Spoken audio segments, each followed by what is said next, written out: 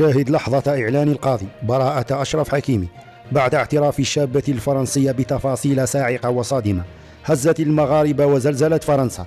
شاهد ماذا حصل. لكن قبل التفاصيل لا تنسوا ذكر الله والصلاة والسلام على رسولنا محمد صلى الله عليه وسلم.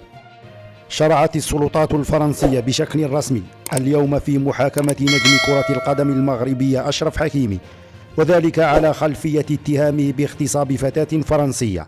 وقد تمت اليوم أولى جلسات محاكمة هذا النجم، وحسب ما نشرته جريدة لوموند الفرنسية قبل قليل فقد واجه أشرف حكيمي المتهم في قاعة المحكمة أمام القاضي، وقد انهارت هذه الشابة الفرنسية وسط المحكمة ولم تستطع إنكار الحقيقة رغم الضغوطات الكبيرة التي تتعرض لها من طرف جهات مجهولة لتوريط النجم المغربي أشرف حكيمي.